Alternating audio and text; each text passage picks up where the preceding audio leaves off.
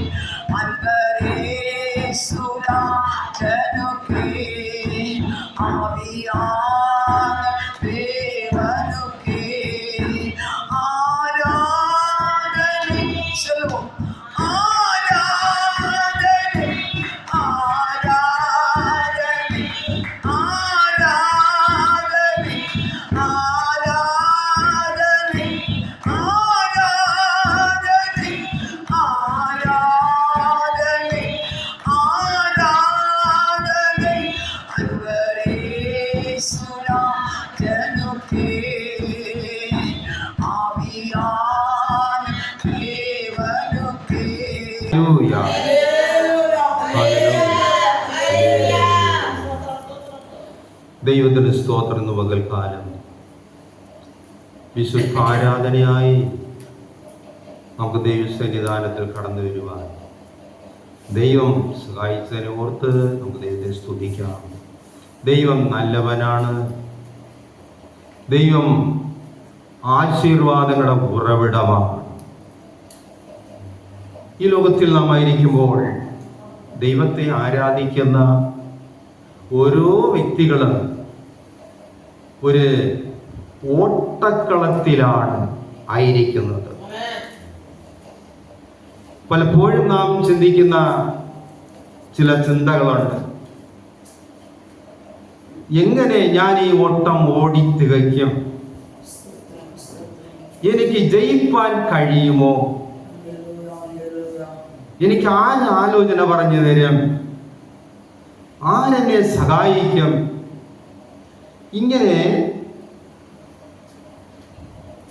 ഈ വിശ്വാസ ജീവിതത്തിൽ ഇറങ്ങി പുറപ്പെടുന്ന ദൈവമക്കൾ, നിങ്ങൾ ആരാധിക്കുന്ന ദൈവമക്കൾ എല്ലാവരും സ്വയം ആലോചിച്ച് ദൈവമേ എന്ന് പ്രാർത്ഥിക്കുന്ന, നിലവിളിക്കുന്ന ഒരു ജീവിതം ഒരു ദൈവവേദ ജീവിതത്തിൽ ഉള്ളറയിൽ ഉണ്ട്. ഒന്ന് നോക്കുക, വേദപുസ്തകത്തിൽ എന്ത് പറയുന്നു എന്ന് നമുക്ക് നോക്കാം. റോമാലേഖനം 4-ാം അധ്യായം അതിന്റെ 14-ാം വാക്യം.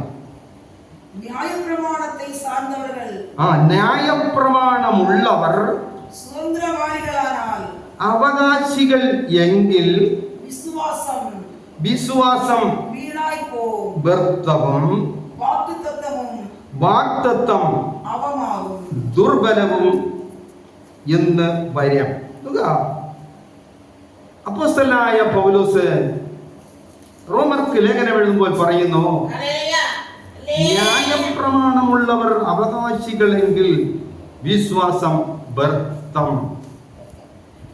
അപ്പോൾ ഈ വചനത്തിൽ രണ്ട് ഓട്ടക്കളത്തിൽ ഓടുന്ന രണ്ട് കൂട്ടരെ കുറിച്ച് ഇവിടെ പറയുകയാണ്. ഒന്ന് ന്യായപ്രമാണം ഉള്ളവർ എന്ന് പറഞ്ഞാൽ ചില കൽപ്പനകളും ചട്ടങ്ങളും പാലിച്ചുകൊണ്ട് ജീവിതത്തിനൊരു അതിർത്തി പരിധിയിട്ട് ഇത് മതി എന്ന് തൃപ്തരായി പ്രാർത്ഥിച്ചും പള്ളിയിലും ആരാധിച്ചും സന്തോഷിച്ചും പോകുന്ന ഒരു കൂട്ടർ ന്യായപ്രമാണം ഉള്ളവർ. രണ്ടാമതൊരു കൂട്ടർ വിശ്വസിക്കുന്നവർ.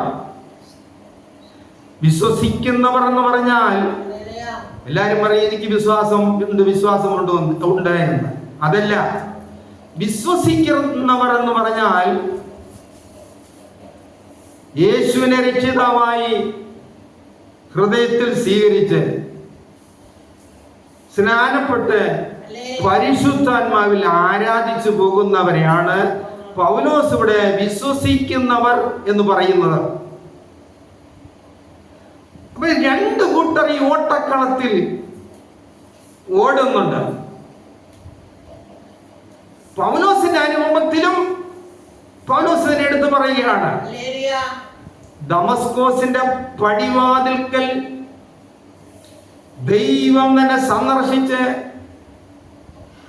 അവിടെ നിന്ന് ഹൃദയത്തിന് രൂപാന്തരം പ്രാപിച്ച പൗൽ, അവൻ അതുവരെയും ഓടിയത് ന്യായപ്രമാണം അനുസരിച്ചാണ് ഓടിയത്. ആ ന്യായപ്രമാണത്തിന്റെ വ്യവസ്ഥയിൽ ഓടിയപ്പോൾ ദൈവം അവനോട് ചോദിക്കുന്നു, ശൗലേ ശൗലേ നീ എന്നെ ഉപദ്രവിക്കുന്നത് എന്ത് എന്നാണ് ചോദിക്കുന്നത്. ശേഷം അവിടെ നിന്ന് താൻ എഴുന്നേറ്റ് അനന്യാസിന്റെ വീട്ടിൽ പോയി അവിടെ തന്റെ ജീവിതത്തിൽ അനന്യാസനിക്ക് വേണ്ടി പ്രാർത്ഥിച്ച് തന്റെ ജീവിതത്തിൽ മാനസാന്തരവും സ്നാനവും ആത്മശക്തി ആത്മനിറവും തന്റെ ജീവിതത്തിൽ ഉണ്ടായി.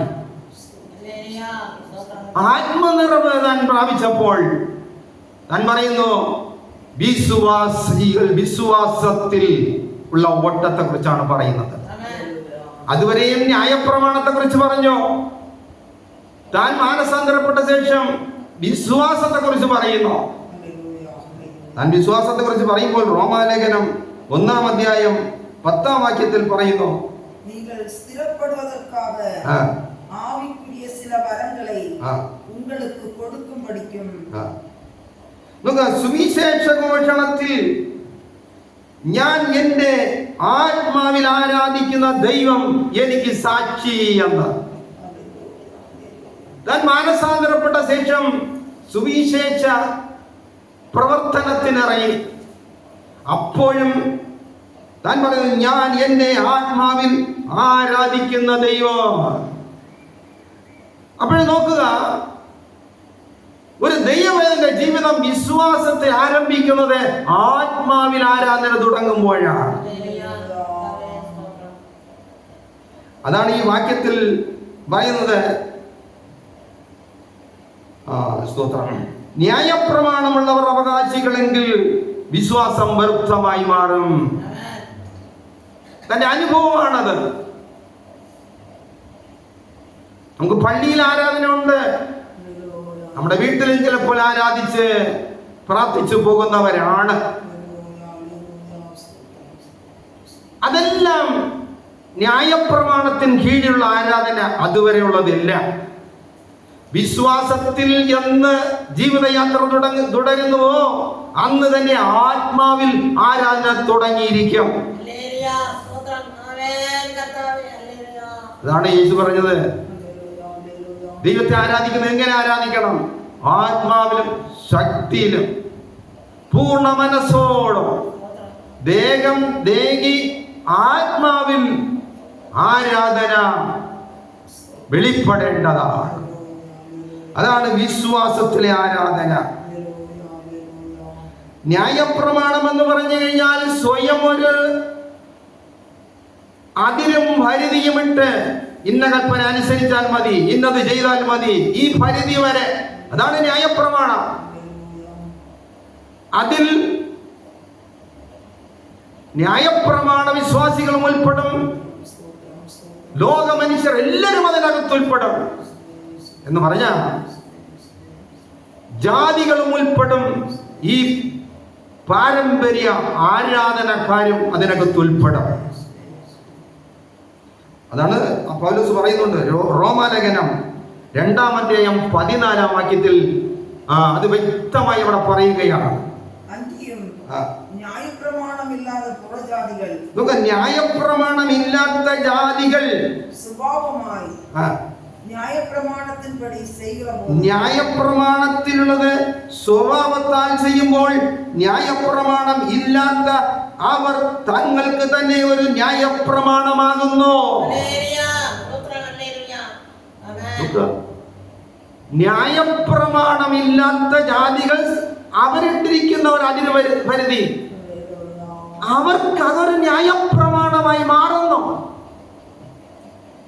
പാരമ്പര്യ ആരാധകർക്ക് ചില ന്യായപ്രമാണത്തിലെ കൽപ്പനകൾ അതവർക്ക് ന്യായപ്രമാണമായിരിക്കുന്നു. ന്യായപ്രമാണമില്ലാത്തവർ ഇല്ല, എല്ലാവർക്കും ന്യായപ്രമാണമുണ്ട്. അതുകൊണ്ടാണ് പൗലോസ് പറയുന്നത്, ന്യായപ്രമാണമുള്ളവർ അവകാശികളെങ്കിൽ വിശ്വാസം വ്യർത്ഥം. ഇന്നും 3-ാം അധ്യായം 20-ാം വാക്യത്തിൽ പൗലോസ് പറയുന്നു, பாவத்தை அறிகிற அறிவு நியாயப்பிரமாணத்தில் வருகிறபடியால் எந்த மனுஷனும் நியாயப்பிரமாணத்தின் கிரியைகளினாலே ന്യായപ്രമാണത്തിന്റെ പ്രവൃത്തികളാൽ ഒരു ജഡവും ദൈവസന്നിധാനത്തിൽ നീതീകരിക്കപ്പെടുന്നില്ല. ചില ചട്ടങ്ങളും കൽപ്പനകളും അനുസരിച്ചെന്ന് ദൈവസന്നിധാനത്തിൽ നീതീകരിക്കപ്പെടുന്നില്ല. നാം ദൈവജനം ചില വ്യക്തികളോട് ഉപദേശിക്കുവാൻ പോകുമ്പോൾ അവർ പറയും, ഞങ്ങൾ ആരോടും വഴക്കിന് പോകുന്നില്ല, ആരുടെയും വക മോഷ്ടിക്കുന്നില്ല, ഏതൊരു പാപവും ഞങ്ങൾ ചെയ്യുന്നില്ല, പിന്നെ എന്തിനാ ഞങ്ങൾ മാനസാന്തരപ്പെടാൻ എന്ന് ചോദിക്കുന്ന ചോദ്യങ്ങൾ പലരും കേട്ടിരിക്കാം. എന്നാൽ പൗലോസ് പറയുന്നു, ആ പ്രമാണം കൊണ്ട്, ന്യായപ്രമാണത്തിന്റെ പ്രവൃത്തി കൊണ്ട് ഒരു വ്യക്തി ദൈവസന്നിധാനത്തിൽ നീതിയിരിക്കപ്പെടുകയില്ല. നീതിമാൻ എന്ന ദൈവസന്നിധാനത്തിൽ അംഗീകരിക്കപ്പെടുന്നില്ല. നീതിമാൻ എന്ന ലിസ്റ്റിൽ അവൻ വരികയില്ല.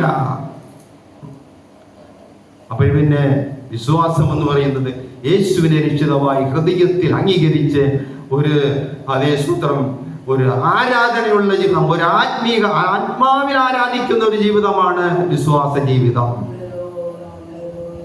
അപ്പോൾ വിശ്വാസം എന്നാൽ എന്ത് എന്നുള്ളത് നമ്മുടെ മനസ്സിലാക്കിയിരിക്കണമല്ലോ.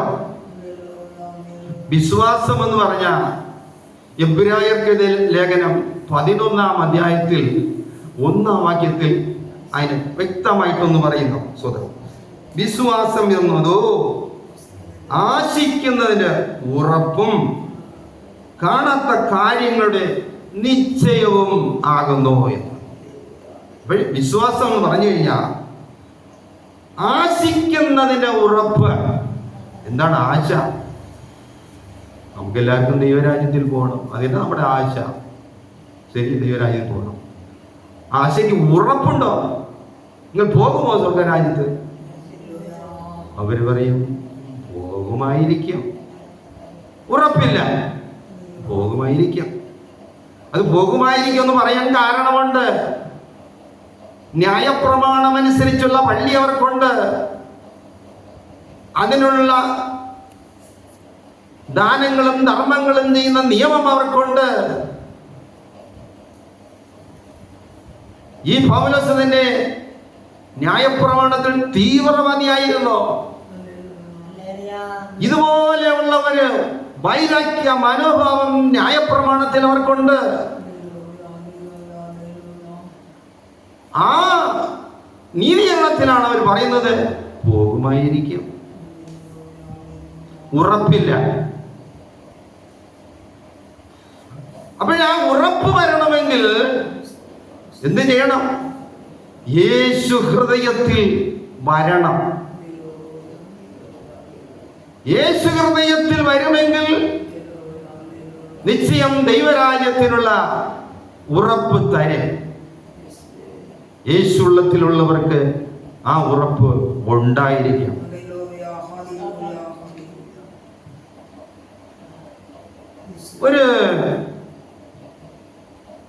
ഒരു പൂജാരിയായ ഒരു വ്യക്തി ഒരിക്കൽ ഒരു മാസിക തന്റെ കയ്യിൽ കിട്ടി.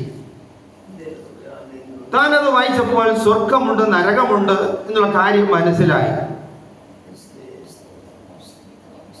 അപ്പോൾ താൻ 3 ദിവസം വ്രതം ഇരുന്ന് കാളിയെ വരുത്തി. കാളി വന്നു. കാളിയെ സേവിക്കുന്ന പൂജാരിയാണ്. ജടയും താടിയും കായ് വസ്ത്രമെല്ലാം ഉണ്ട്. കാളിയോട് ചോദിച്ചു, എന്നെ സ്വർഗത്ത് കൊണ്ടുപോകാൻ നിനക്ക് കഴിയുമോ എന്ന്. കാളി പറഞ്ഞു, എന്നെ കൊണ്ട് കഴിയില്ല. അപ്പോഴടുത്ത ചോദ്യം പൂജാരി ചോദിച്ചു,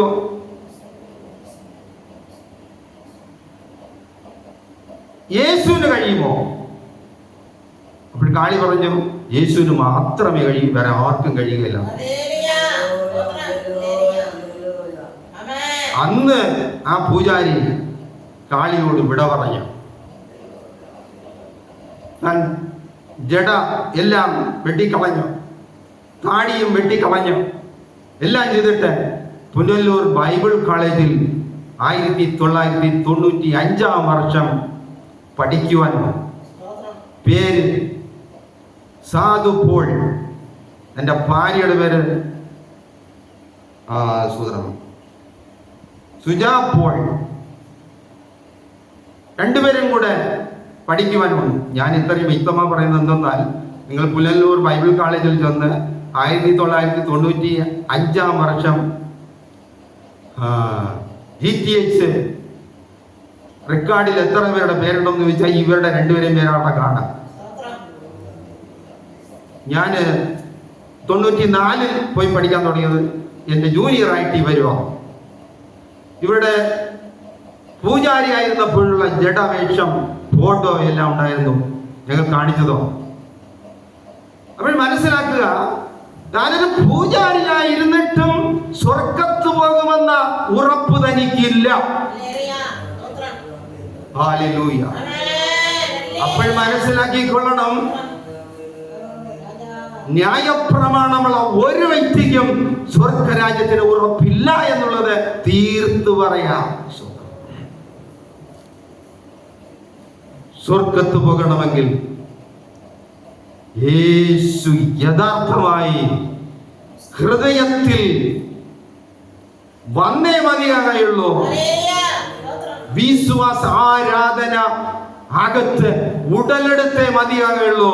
സ്വർഗരാജ്യത്ത് പോകണമെങ്കിൽ ഏറ്റവും ഒറ്റ വഴിയേ ഉള്ളൂ, അത് യേശുവാണ്. പൗലോസ് വിശ്വാസത്തിൽ വന്നപ്പോഴാണ് പറയുന്നത്, ഞാൻ ആത്മാവിൽ ആരാധിക്കുന്ന യേശു എന്ന്. ഒരു ദൈവം എന്റെ പ്രത്യാശ, ഒരു ദൈവം എന്റെ വിശ്വാസം എന്ന് പറയുന്നത്.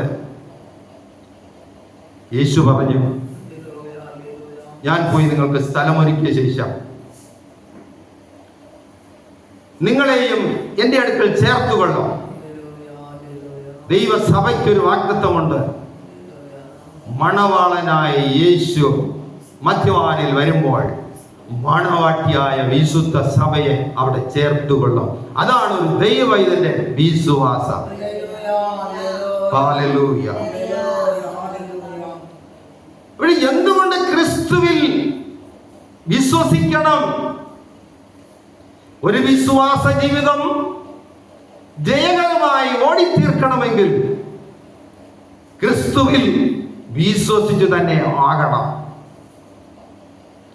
വിശ്വസിക്കാത്തവൻ ശിക്ഷാവിധിയിൽ അകപ്പെടുമെന്നാണ് തിരുവെഴുത്ത് വ്യക്തമായി പറയുന്നത്. അപ്പോൾ ദൈവരാജ്യത്തിൽ പോകണമെങ്കിൽ വിശ്വസിക്കണം, യേശുവിൽ വിശ്വസിക്കണം. എന്തുകൊണ്ടെന്ന് ചോദിച്ചാൽ, യേശുവിനെ പോലെ ജനിച്ചവർ ആരും ഭൂമിയിലില്ല. പ്രവാചകന്മാർ മുൻകൂട്ടി പറഞ്ഞ് ജനിച്ചൊരു വ്യക്തിയാണ് യേശു. യേശുവിനെ പോലെ മരിച്ച ഒരു വ്യക്തി ലോകത്തിലില്ല. ഇവനിൽ ഒരു തെറ്റും കാണുന്നില്ല, ഇവനെ കൊണ്ടുപോയി ക്രൂശിപ്പി. അങ്ങനെ മരിച്ച ആരുമില്ല. മരിച്ചപ്പോൾ പർവ്വതങ്ങൾ കുലുങ്ങി, സൂര്യൻ കരിമ്പടം പോലെ കറുത്തു. അന്നൊരു ഭൂമി കുലുക്കം തുടങ്ങി. മരിച്ചത് മാത്രമല്ല, അവൻ അടക്കപ്പെട്ട് ഉയർത്ത ഒരു വ്യക്തിയും ഭൂമിയിലില്ല. അതുകൊണ്ട് യേശുവിൽ വിശ്വസിച്ച് തന്നെ ആകണം.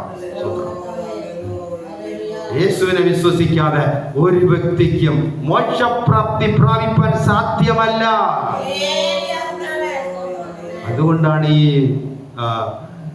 പൂജാരികളും മന്ത്രവാദികളും ഈ സാധുസുന്ദര സിംഗിനെ പോലെയുള്ള ഹിന്ദു വിശ്വാസികളും ഇന്നും മുസ്ലിം ജനത ക്രിസ്ത്യാനിത്വത്തിലേക്ക് ഇന്ന് ധാരാളം വന്നുകൊണ്ടിരിക്കുക. എന്തിന്? യേശു പോലും ലോകത്തിലില്ല. 1 പത്രോസ് 2-ാം അധ്യായം 6-ാം വാക്യത്തിൽ, അവനിൽ വിശ്വസിക്കുന്നവർ ലജ്ജിച്ചു പോകയില്ല.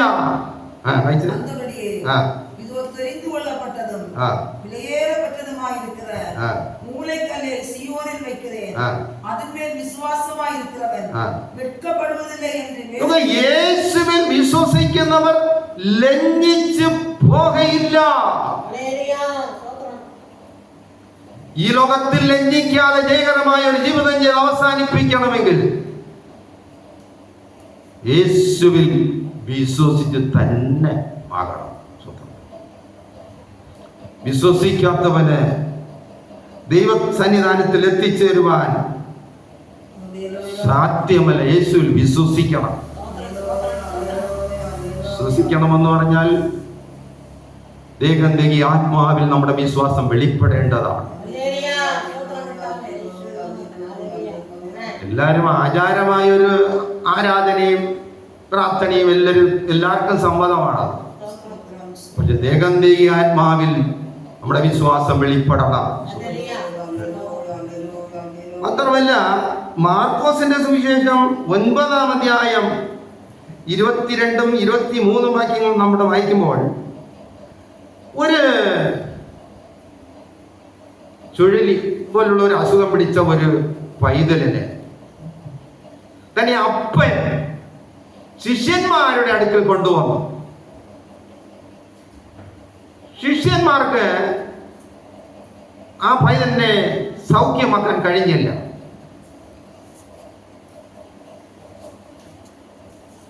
നമ്മുടെ ജനക്കൂട്ടങ്ങൾ കൂടി നിറയുന്നു.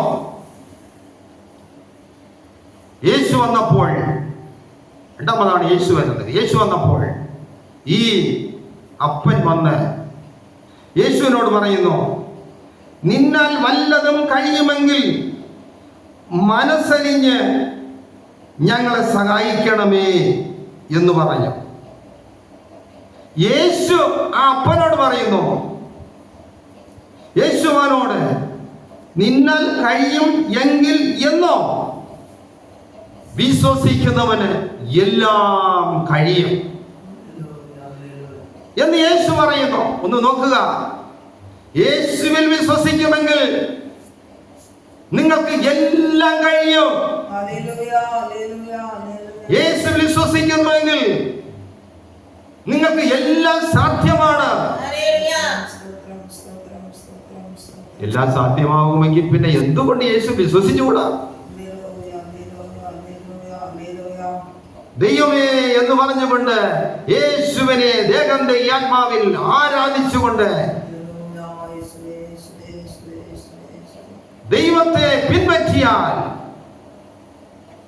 വിശ്വാസം എല്ലാം സാധിപ്പിച്ചു തരുന്ന ഒന്നാണ്. അതിന്റെ റോമാലേഖനം 4-ാം അധ്യായം 4-5 വാക്യം കൂടെ ഒന്ന് വായിക്കുമ്പോൾ പ്രവർത്തിക്കുന്നവന് കൂലി കണക്കിടുന്നില്ല.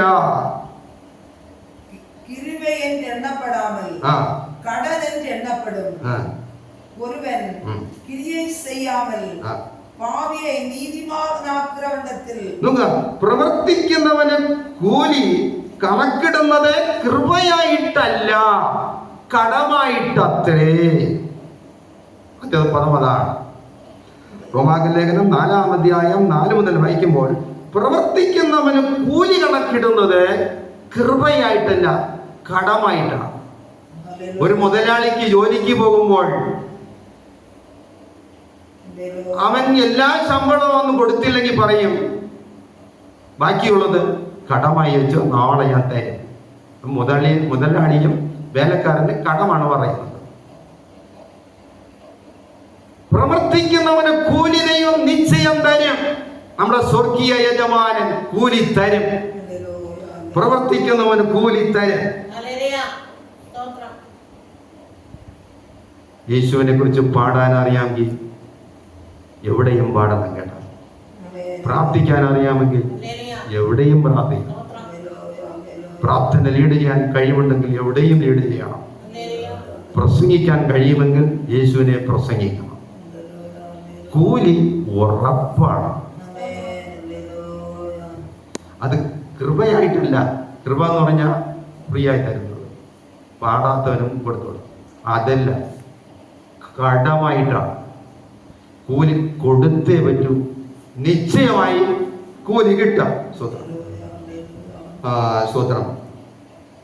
തുടർന്ന് പ്രവർത്തിക്കാത്തവൻ എങ്കിലും, അടുത്തവിടെ പറയുന്നത് പ്രവർത്തിക്കുന്നവന് കൂലി കണക്കിടുന്നത് കൃപയായിട്ടല്ല, കടമായിട്ടത്രേ.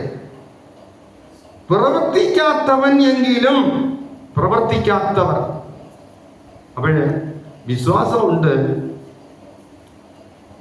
പ്രവർത്തിക്കാത്തവർ എന്ന് പറഞ്ഞാൽ നമ്മുടെയൊക്കെ പ്രവർത്തിക്കാത്തവരാണ് കേട്ടോ. നമ്മുടെ വിശ്വാസത്തിൽ വന്ന് രക്ഷിക്കപ്പെട്ടു, എല്ലാം ചെയ്തു. എത്ര പേരെയാണ് നമ്മുടെ ദൈവാദം കൊണ്ടുവന്നത്? നമ്മുടെ ആരെയും കൊണ്ടുവന്നില്ല. അപ്പോൾ നമ്മൾ പ്രവർത്തിക്കാത്തവരാണ്. നിങ്ങൾക്ക് മനസ്സിലാകുന്നു എന്ന് തോന്നുന്നു. നമുക്ക് ഒരാളുടെ ദൈവവാദം കൊണ്ടുവരാൻ കഴിയുന്നില്ല. കാരണം നമുക്ക് പാടാൻ അറിയില്ല, പ്രാർത്ഥിക്കാൻ അറിയില്ല, പ്രസംഗിക്കാൻ അറിയില്ല, ഉപദേശം പറയാൻ അറിയില്ല. അതുകൊണ്ടല്ലേ ആള് വരാത്തത്. എങ്കിലും യേശുവിനെ ആത്മാവിൽ നമ്മൾ ആരാധിക്കുകയാണ്. പൗലോസ് പറഞ്ഞു, ഞാൻ ആത്മാവിൽ ആരാധിക്കുന്ന ദൈവം. യേശുവിനായി ഒന്നും ചെയ്യാൻ നമുക്ക് കഴിയുന്നില്ല, എങ്കിൽ യേശുവിനെ ആത്മാവിൽ ആരാധിക്കുക. തൊട്ട് താഴെ വായിക്കുക. അബദ്ധനെ നീതീകരിക്കുന്നവൻ. അബദ്ധനെ നീതീകരിക്കുന്ന ആര്? യേശുവാണ്. പാപിയെ നീതീകരിക്കുന്നത് യേശു. എങ്കിലും അബദ്ധനെ നീതീകരിക്കുന്നവൻ അവനിൽ വിശ്വസിക്കുന്നവന് അവന്റെ നീതി വിശ്വാസമായി കണക്കിടുന്നു. വേദഭാഗങ്ങൾക്ക് മനസ്സിലാകാൻ തക്കവണ്ണം ശ്രദ്ധിച്ചു വളർന്നു. നമ്മുടെ പ്രവർത്തിക്കാത്തവരാണ്. കാര്യം ആരെയും നമുക്ക് ദൈവവാദം കൊണ്ടുവരാൻ കഴിഞ്ഞില്ല, അതുകൊണ്ട് പ്രവർത്തിക്കാത്തവരാണ്. സമ്മതിച്ചേ പറ്റൂ. എങ്കിലും ദൈവം കൃപയ്ക്കൊത്താണ് ആത്മാവിൽ ആരാധിക്കുന്നവരാണ് നമ്മുടെ. അബദ്ധനെ നീതീകരിക്കുന്നവൻ അവനിൽ വിശ്വസിക്കുന്നവന്റെ വിശ്വാസം നീതിയായി കണക്കിട്ട്. നാം ദൈവത്തെ ആരാധിക്കുന്നത്, ദൈവം നമുക്ക് നീതിയായി കണക്കിടുമെങ്കിൽ നമുക്ക് ദൈവത്തിന്റെ രക്ഷ ഉറപ്പാണ്. മനസ്സിലാകുന്നുണ്ടോ? ഞാൻ പലപ്പോഴും വിചാരിക്കാറുണ്ട്, ദൈവമേ ഇത്ര ഉപദേശിച്ചിട്ടും ഇത്ര പ്രാർത്ഥിച്ചിട്ടും ഇതെല്ലാം ചെയ്തിട്ടും ആത്മാക്കളൊന്നും ദൈവവാദം കൊണ്ടുവരാൻ കഴിയുന്നില്ലല്ലോ. ദൈവസന്നിധാനത്തിൽ പ്രാർത്ഥിക്കും, ദൈവമേ നിന്റെ ഇഷ്ടപ്രകാരം എന്നെ നടത്തണമേ. എറിഞ്ഞിട്ട് പോവാം കേട്ടാ. എറിഞ്ഞിട്ട് പോയി നടക്കുന്നതെന്ന് അറിയാമോ? നമ്മുടെ വിശ്വാസം അവിടെ അതപ്പതിക്കുകയാണ്. ആ വിശ്വാസം പിടിച്ചുകൊണ്ട് നിന്നാൽ അബദ്ധനെ നീതീകരിക്കുന്നവൻ നമ്മെ ഒരു ദിവസം നീതിമാനെന്ന് കണക്കാക്കും.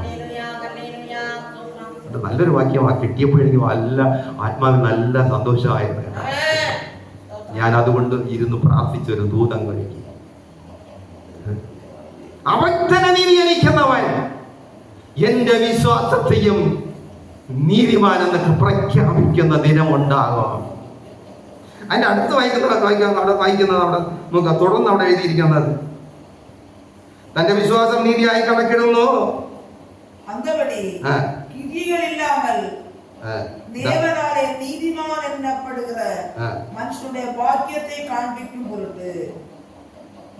ആറാം വാക്യം, 4:6. ദൈവം പ്രവൃത്തി കൂടാതെ നീതീകരിക്കുന്ന മനുഷ്യന്റെ ഭാഗ്യം ദാവീദും വർണ്ണിക്കുന്നു എന്നാണ് അവിടെ 6-ാം വാക്യത്തിരിക്കുന്നത്.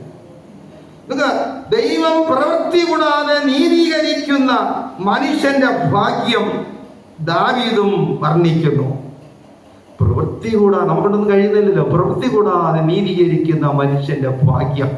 ഭാഗ്യം ഒന്ന് വായിക്കാമേ. 7-ാം വാക്യം, അധർമ്മം മോചിച്ചും പാപം മറച്ചും കിട്ടിയവൻ ഭാഗ്യവാൻ.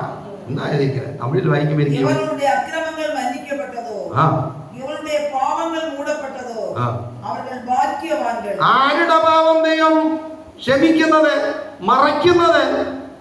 വിശ്വാസത്തിൽ കർത്താവിനായി കാത്തിരിക്കുന്നവരുടെ പ്രവൃത്തിയാണ് ദൈവം അവിടെ പറയപ്പെടുന്നത്. അധർമ്മം മോചിച്ചും പാപം മറച്ചും കിട്ടിയവൻ ഭാഗ്യവാൻ. മതി നോക്കുക. അപ്പോഴേ വിശ്വാസ ജീവിതത്തിൽ വന്നു, ദൈവമേ കർത്താവേ രക്ഷിക്കണമേ, രാജ്യത്തിന് ഒരുക്കണമേ, ദൈവമേ എന്ത് ചെയ്യണം, ഞാൻ എന്ത് ചെയ്യണം എന്ന് കരയുന്ന ആരെങ്കിലും ഉണ്ടെങ്കിൽ ഇന്ന് പകൽ മനസ്സിലാക്കിക്കൊള്ളുക. അതെ, നിങ്ങളുടെ വിശ്വാസം അബദ്ധനെ രക്ഷിക്കുന്നവൻ, അബദ്ധ മനുഷ്യൻ ഭാവിയെ രക്ഷിക്കുന്നവൻ നിങ്ങളുടെ വിശ്വാസം നീതിയായി കണക്കിടും. വിശ്വാസ ജീവിതത്തിൽ ഇറങ്ങി പുറപ്പെട്ടെന്ന് പറഞ്ഞ് നിരാശപ്പെടരുത് കേട്ടാ. വിശ്വാസ ജീവിതത്തിൽ ദൈവമേ ആരാധിക്കുന്നു, ഓ ദൈവമേ എന്ത് ചെയ്യണം, അതേ നിരാശപ്പെട്ട് പിന്മാറുമെങ്കിൽ എന്റെ നീതിമാന്റെ മേലെ എനിക്ക് വിശ്വാസമില്ല. ഹല്ലേലൂയ. വിശ്വാസമില്ലാത്തവനായി മാറിപ്പോകും. വിശ്വാസത്തെ പിടിച്ചു നിൽക്കുന്നെങ്കിൽ നിങ്ങൾ നീതിമാനായി ദൈവം പ്രഖ്യാപിക്കണം. അതാണ് സങ്കീർത്തനം 32:1 പറയുന്നത്. പാപം ലംഘനം ക്ഷമിച്ചും പാപം മറച്ചും കിട്ടിയവൻ ഭാഗ്യവാൻ.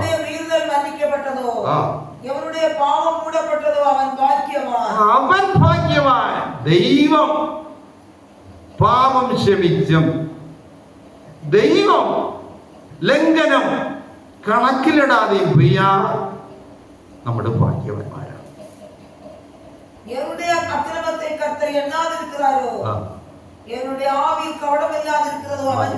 ഭാഗ്യവാൻ. അപ്പോൾ നോക്കുക, ദൈവത്തെ ആരാധിക്കാൻ കടന്നു വന്ന ദൈവജനം ധൈര്യത്തോട് ആത്മാവിൽ ആരാധിക്കുന്ന ദൈവത്തെ ആരാധിക്കണം. നിശ്ചയം നമുക്കൊരു രക്ഷാ ദിവസം ഉണ്ട്. നമ്മെ കൈവിടാത്തൊരു ദൈവം ഉണ്ട്. അടുക്കൽ വരുന്ന ആരെയും അവൻ അനാഥനായി വിടുന്ന ദൈവമല്ല.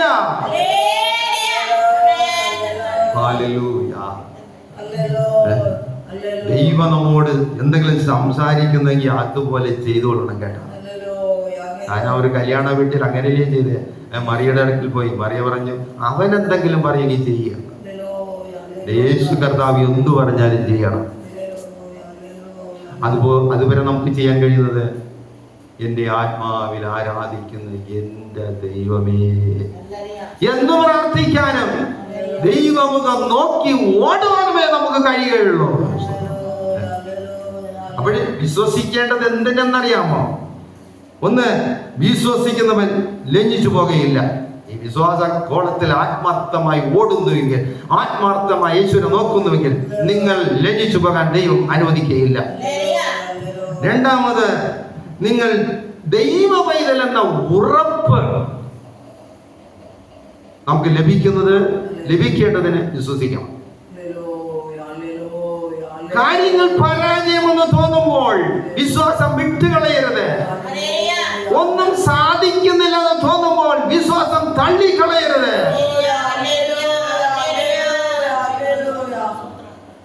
അത് ദൈവ പൈതൽ എന്ന ഉറപ്പ് നമുക്ക് തരും. അങ്ങനെയുള്ള ഒരു ജീവിതമേ. കാരണം ശോധന വന്നപ്പോഴും അതിൽ നിന്നു ഞാൻ ദൈവ പൈതൽ എന്നുള്ള ഉറപ്പ് നമുക്ക് ദൈവം തരാം. മനുഷ്യൻ പറയുന്ന വാക്ക് കേട്ട് പലപ്പോഴും വഞ്ചിക്കപ്പെടരുത്. എന്നാൽ യേശുവിനെ വാക്ക് കേൾക്കും തോറും അകത്ത് പ്രത്യാശയും അകത്ത് സന്തോഷവും അകത്ത് ദൈവത്തിനുള്ള ആനന്ദവും പെരുകും. മനുഷ്യന്റെ വാക്ക് കേൾക്കും തോറും വഞ്ചിക്കപ്പെട്ട് ചതിക്കപ്പെട്ട് നഷ്ടവും നാശവും കൊയ്യേണ്ടി വരും മനുഷ്യന്റെ വാക്ക്. ദൈവം പറയുന്നത് കേട്ടുകഴിഞ്ഞാൽ അകത്ത മനുഷ്യൻ ശക്തിപ്പെടും, അകത്ത മനുഷ്യൻ ബലപ്പെടും, അകത്ത മനുഷ്യൻ ആനന്ദിക്കും, അകത്ത് ഉല്ലാസമുണ്ടാകും. അതുകൊണ്ട് യേശു പറയുന്നത് അനുസരിച്ചു കൊള്ളണം കേട്ടോ. അതാണ് എഫേസ്യർക്ക് എഴുതിയ ലേഖനം 2-ാം അധ്യായം 8-ാം വാക്യത്തിൽ പറയുന്നു, കൃപയാലല്ലോ നിങ്ങൾ വിശ്വാസം മൂലം രക്ഷിക്കപ്പെട്ടിരിക്കുന്നത്, അതിനും നിങ്ങൾ കാരണമല്ല, ദൈവത്തിന്റെ ദാനമത്രേ. വിശ്വാസത്തെ കൊണ്ട് രക്ഷിക്കപ്പെട്ടീர்கள். ഇത് ഉங்களால் உண்டானதல்ல, இது ദൈവത്തിന്റെ ദാനം. ഓടുന്നവനാലുമല്ല, ഇച്ഛിക്കുന്നവനാലുമല്ല, രക്ഷ ദൈവത്തിന്റെ ദാനമാണ്. അതുകൊണ്ട് ദൈവം വിളിച്ച വിളിക്ക് യോഗ്യരായി വിശ്വാസത്തെ മുറുകെ പിടിച്ചോളണം. സ്വന്തമായിട്ടൊന്ന് ചെയ്തെടുക്കാൻ പരിശ്രമിക്കേണ്ട. ദൈവം എന്തെങ്കിലും പറയുന്നെങ്കിൽ അത് ചെയ്യാൻ മാത്രം പരിശ്രമിച്ചാൽ മതി. കൃപയാലാണ് രക്ഷ. കൃപയാൽ നമ്മുടെ ദാനധർമ്മങ്ങൾ കൊണ്ടല്ല രക്ഷ നമുക്ക് കിട്ടുന്നത്. നമ്മുടെ നേർച്ച കാഴ്ചകൾ കൊണ്ടല്ല രക്ഷ നമുക്ക് കിട്ടുന്നത്. വല്ലതും കൊടുത്തല്ല, പള്ളിയിൽ വല്ലതും കൊടുത്തല്ല രക്ഷ വാങ്ങുന്നത്. അതെ, ദൈവത്തിന്റെ ദാനം. ദൈവം ഫ്രീ ആയി തരുന്നതാണ് രക്ഷ. ദൈവം ദാനമായി തരുന്നതാണ് രക്ഷ. ഹല്ലേലൂയ.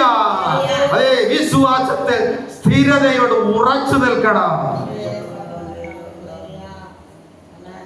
ദേഹന്തേക്ക് ആത്മാവിൽ നമ്മുടെ വിശ്വാസം അനുദിനവും വളരണം കേട്ടാ. ഇന്നത്തെ വിശ്വാസമല്ല നാളെ, ഇന്നത്തെ വിശ്വാസമല്ല ഒരു വർഷം കഴിയുമ്പോ, ഒരു മാസം കഴിയുമ്പോ, വർഷം കഴിയുമ്പോൾ വിശ്വാസത്തിൽ മുറുകെ പിടിച്ച് വളരണം. സ്വന്തം അതിന് യാക്കോബിന്റെ ലേഖനം 2-ാം അധ്യായം 20-ാം വാക്യത്തിൽ പറയുന്നു, വെറുത്ത മനുഷ്യ, പ്രവൃത്തിയില്ലാത്ത വിശ്വാസം നിഷ്ഫലമെന്ന് ഗ്രഹിപ്പാൻ നിനക്ക് മനസ്സുണ്ടോ? പ്രവൃത്തി ഇല്ലാത്ത വിശ്വാസം.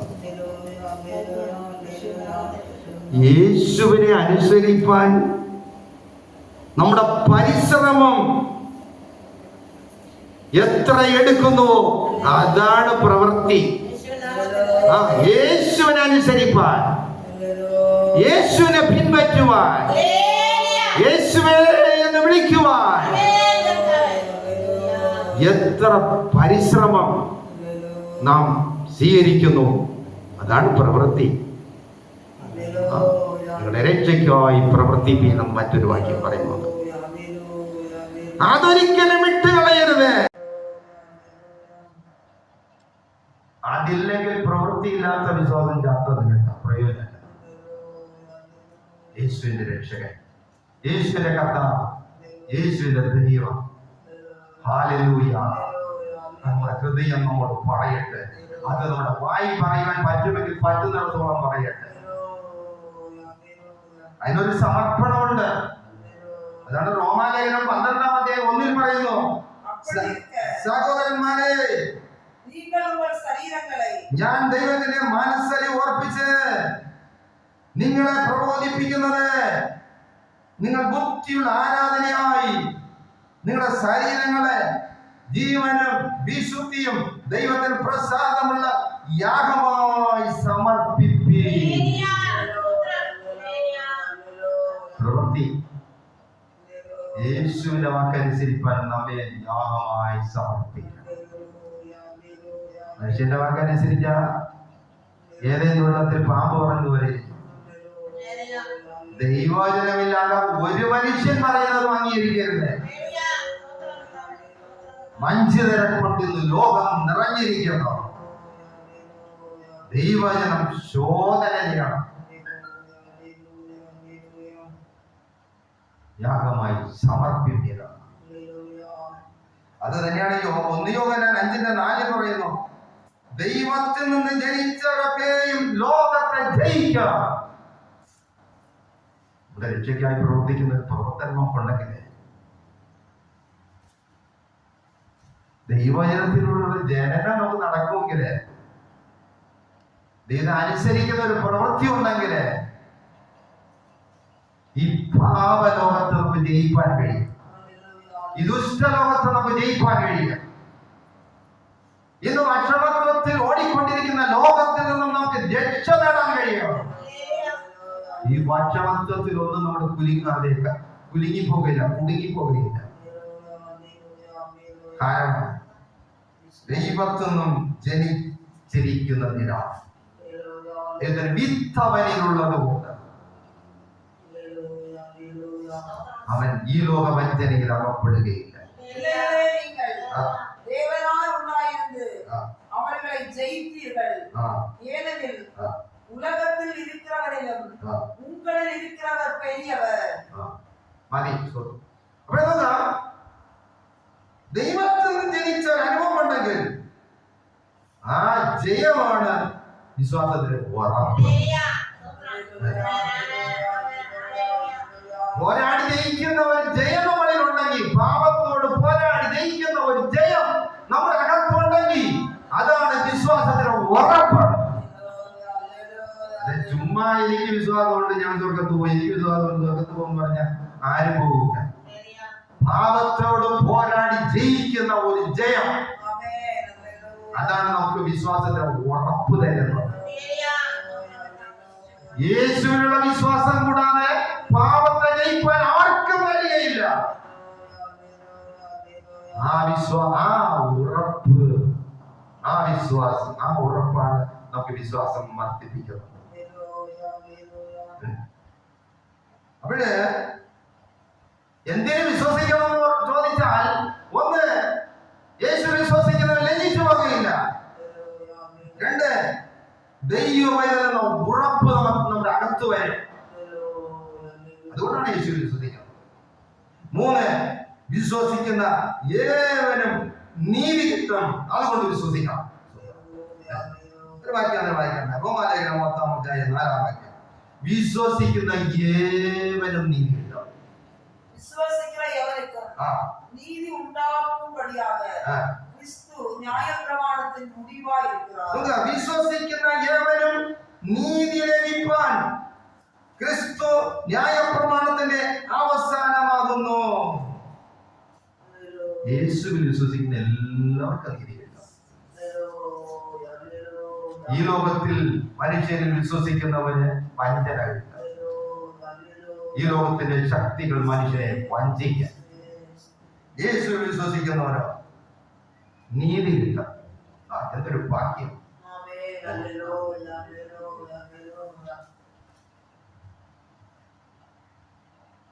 അപ്പോഴും പിന്നെ യേശുവിന് ഈ ലോകത്തിൽ നീതി കിട്ടിയോ? യേശുവിന് ഈ ലോകത്തിൽ നീതി കിട്ടിയില്ല. യേശു ലോകക്കാരനല്ല, യേശു സ്വർഗീയനാണ്. യേശുവിൽ നീതി ഉണ്ടായിരുന്നോ? യേശുവിന് ഈ ലോകം നീതി കൊടുത്തില്ല. ഈ വരിയിൽ ഒരു വ്യക്തിയും കാണുന്നില്ല, എന്നെ കൊണ്ടുപോയി ക്രൂശിപ്പിക്കുന്ന പറഞ്ഞിട്ട് നീതി കിട്ടിയില്ല.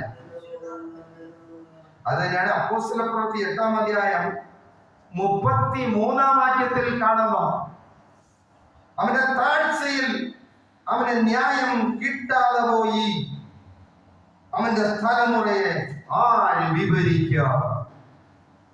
അവൻ യേശുവിന് ഈ ലോകം നീതി കൊടുത്തില്ല. യേശുവിന് ഇവിടെ നീതി കിട്ടിയില്ലല്ലോ എന്ന് പറഞ്ഞ് നിരാശപ്പെടൊന്നും വേണ്ട. യേശുവിന് സ്വർഗം നീതി കൊടുത്തു.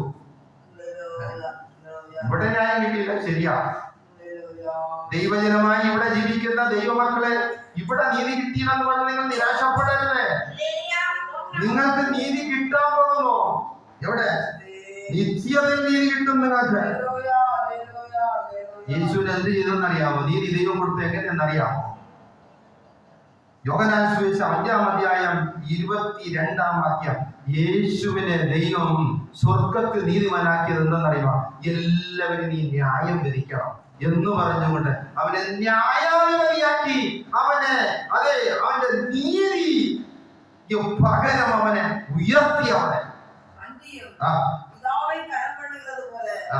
எல்லாரும் குமாரனை கனம் பண்ணும்படிக்கு பிதாவானவர் தாமே ஒருவருக்கும் நியாயத்தீர்ப்பு செய்யாமல் நியாயத்தீர்ப்பு செய்யும் அதிகாரம் முழுவதையும் എല്ലാവരും പിതാവിനെ ബഹുമാനിക്കുന്നത് പോലെ പുത്രനെയും ബഹുമാനിക്കേണ്ടതിന് പിതാവാരെയും ന്യായം വിധിക്കാതെ ന്യായവിധിയെല്ലാം പുത്രന് കൊടുത്തിരിക്കുന്നു. സ്വർഗം ഒരു ന്യായവിധിയുടെ സ്ഥലമൊരുക്കിയിട്ട് സിംഹാസനത്തിൽ ക്രിസ്തുവിനെ ഇരുത്തിയാണ്. എന്തുകൊണ്ട്? ഇവിടെ നീതി കിട്ടാത്തത് കൊണ്ട്. അവിടെ ഇവിടെ നീതി കിട്ടാതെ ദുഃഖിക്കുന്നവരുണ്ടെങ്കിൽ മനസ്സിലാക്കണം, നിങ്ങൾക്ക് അവിടെ ഒരു പ്രൊമോഷൻ കിട്ടാനുള്ള പരീക്ഷയാണ് ഇവിടെ നടക്കുന്നത്. ഹല്ലേലൂയ. ഇവിടെ നീതി കിട്ടിയില്ലെങ്കിൽ, ഇവിടെ ന്യായം കിട്ടിയില്ലെങ്കിൽ ഈ ലോകത്തിലെ മനുഷ്യനോട് യുദ്ധത്തിനോ വഴക്കിനോ കേസിനോ പോകരുത്. സ്നേഹമായെന്ന് പറഞ്ഞു നോക്കാം, ഇതാണ് നീതി. എനിക്ക് നീതി കിട്ടണം. തന്നില്ലെങ്കിൽ ദൈവമേ എന്ന് പരാതി അവിടെ കൊടുക്കണം. സ്വർഗം എന്നറിയാമോ? ന്യായാധിപതിയായി അവിടെ ഇരുത്താനുള്ള ട്രെയിനിങ് ഇവിടെ തന്ന് അവിടെ കൊണ്ടുപോയി ഇരുത്താം. ശിഷ്യന്മാരുടെ യേശു പറയുന്നുണ്ടെന്ന്, നിങ്ങളും എന്നോടുകൂടെ 12 സിംഹാസനത്തിൽ ഇരുന്ന് എല്ലാ ഗോത്രത്തെയും ന്യായം വിധിക്കുക. അതല്ലേ പറഞ്ഞു. ഇന്നിവിടെ നീതി കിട്ടാതെ ദാഹിക്കുന്നവരെ, ഇന്നിവിടെ നീതി കിട്ടാതെ പല നഷ്ടവും ഏൽക്കുന്നവരെ, ഇന്നിവിടെ നിന്നാപാത്രമായി കഴിയുന്നവരെ, നിങ്ങൾക്ക് നീതി തന്ന് നിങ്ങളെ ഉയർത്തുവാൻ ശക്തനാണ് ഞങ്ങൾ ആരാധിക്കുന്ന ദൈവം.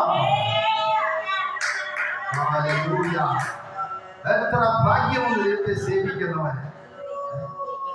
ദൈവം ഇത് ആനന്ദിക്കട്ടെ, ദൈവം ഇത് സന്തോഷിക്കട്ടെ. അതെ, ഉല്ലാസത്തോടാണ് ജീവിതം ചെയ്യേണ്ടത്. വെറുതെ നിന്ദിക്കുമ്പോൾ, വെറുതെ അപമാനിക്കുമ്പോൾ, വെറുതെ കുത്തുവാക്കുകൾ പറയുമ്പോൾ ദൈവസന്നിധാനത്തിൽ പരാതി കൊടുക്കണം. അത് സ്വർഗത്തിൽ ഉയർവിന് പ്രമോഷനുള്ള ഒരു വഴിയായി മാറും.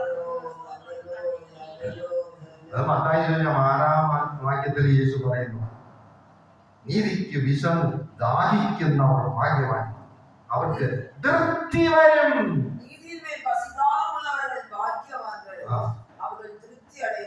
തൃപ്തി കിട്ടും. അനാവശ്യമായ വാക്ക് കേൾക്കുമ്പോൾ, ആവശ്യമില്ലാത്ത വാദങ്ങൾക്ക് പോകരുത്. അനാവശ്യമായ കുത്തുവാക്കുകൾ കേൾക്കുമ്പോൾ അതെ ദൈവമേ എന്ന് ദൈവത്തിന് ആശ്വാസം പ്രാപിക്കണം. ചില പെൺകുട്ടികളെ കുറിച്ച് ചിലർ അപവാദം പറയുന്നത് ഞാൻ കേട്ടു. ചില വീട്ടിൽ പല ആളുകൾ കുടുംബത്തെ ഇല്ലാതാക്കുവാൻ ഭാര്യയെ കുറിച്ച് ഭർത്താവിനോട് അപവാദം പറയും, ഭർത്താവിനെ കുറിച്ച് ഭാര്യയോട് അപവാദം പറയും. ഒരു കുടുംബം നശിക്കുവാൻ എത്ര നേരമാണ്. ഇതിലൊന്നിനും ഒത്തുകൂടി ചോദിക്കാൻ പോകരുത്. പരാതി ദൈവസന്നിധാനത്ത് പറയാം.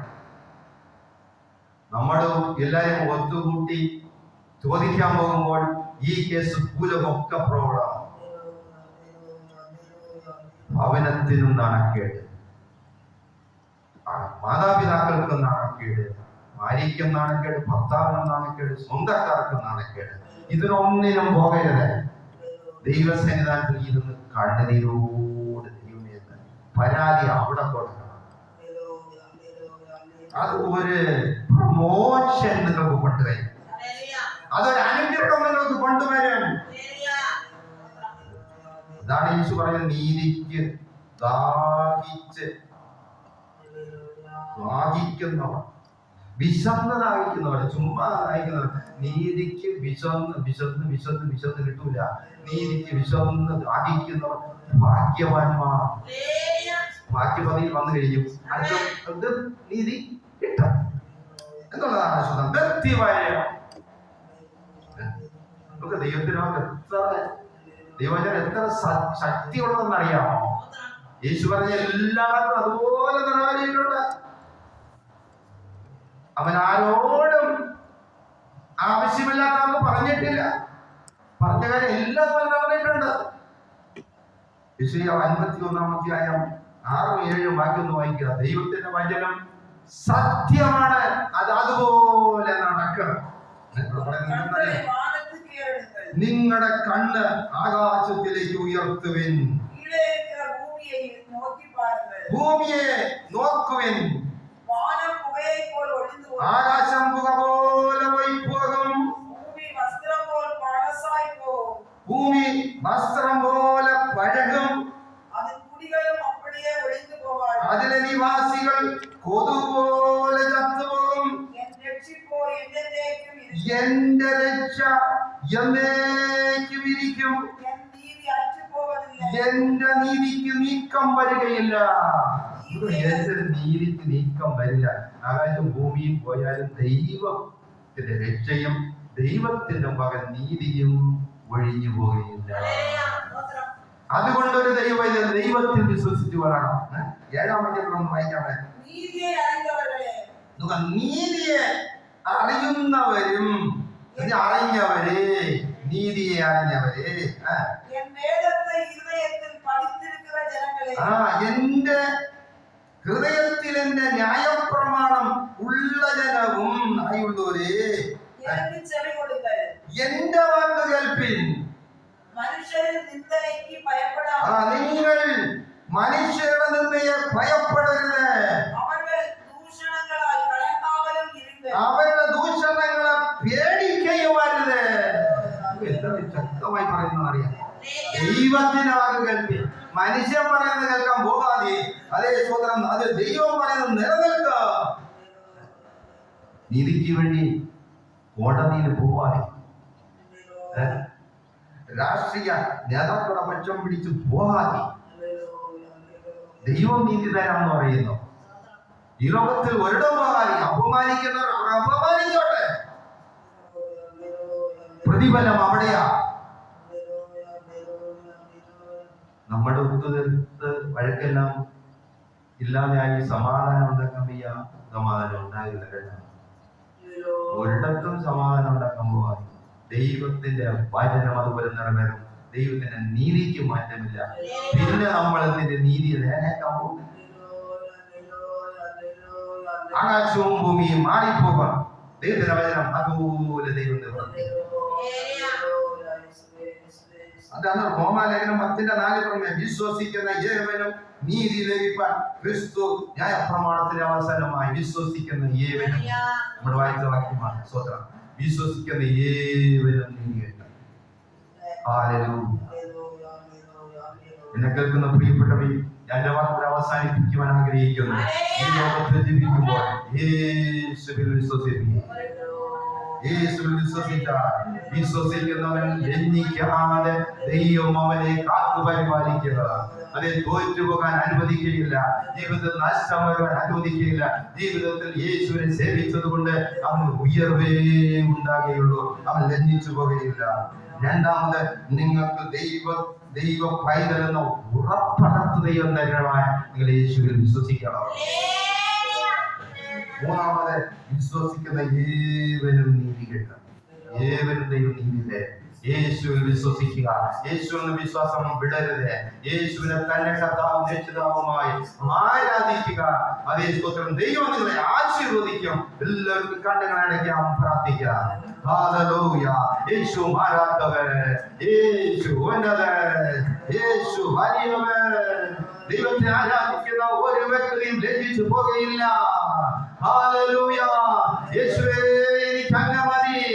യേശുവിനെ മുറുകെ പിടിച്ചുകൊള്ളുക. ഹല്ലേലൂയ. ഞാൻ എന്റെ ആത്മാവിൽ ആരാധിക്കുന്ന ദൈവമെന്ന് പൗലോസ് വിശ്വാസത്തിൽ വന്നപ്പോൾ പറയുന്നു. അതെ, വിശ്വാസ ജീവിതത്തിൽ വന്ന ഒരു ദൈവമേതനെ അതേ ഹൃദയത്തിൽ ഞാൻ ആരാധിക്കുന്ന ദൈവം എനിക്ക് മതിയെന്ന് പറയാം. ഹല്ലേലൂയ. ജീവിതത്തിൽ ഒരു അനുഗ്രഹമുണ്ട്. ജീവിതത്തിൽ ഒരു നന്മയുണ്ട്. അത് കളയരുത്. ഹല്ലേലൂയ. വിശ്വസിക്കുന്ന ഏവനും ഹല്ലേലൂയ ദൈവത്തിന്റെ സന്നിധാനത്തിൽ മാന്യതയുണ്ട്. ഹല്ലേലൂയ. ദൈവമേ, പാദത്തിൽ വരുന്നു. സ്വർഗ്ഗമെന്നെ സഹായിക്കണമേ യേശുവിന്റെ നാമത്തിൽ. ഓ ഹല്ലേലൂയ. ഓ രവയ ദിഗാന നന്ദര അന്തരവാന. ഹല്ലേലൂയ. ആരാധനയെ ഞങ്ങൾ ആരാധിക്കുന്നു. അത്യുന്നതരെ ഞങ്ങൾ ആരാധിക്കുന്നു. ഞങ്ങളെ വിശ്വസിക്കുന്നു. ഹല്ലേലൂയ. ആരാധിക്കുക. അഗ്നിയാഗമിക്കുക. ഹല്ലേലൂയ. ഇവിടെ വീണ്ടും ശക്തരാക്കണമേ. ഇവിടെ ആരാധന അനുഗ്രഹിക്കണമേ. ഇവിടെ ബലപ്പെടുത്തണമേ. ഹല്ലേലൂയ. ഓ രമന്ദിരി ഹല്ലേലൂയ. ഹല്ലേലൂയ. ഹല്ലേലൂയ. ആരാധന യേശുവിനെ മഹത്വനാമ ഹല്ലേലൂയ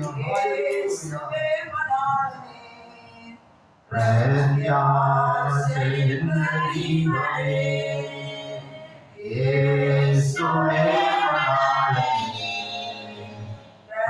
പ്രത്യാശയിൻ ദൈവമേ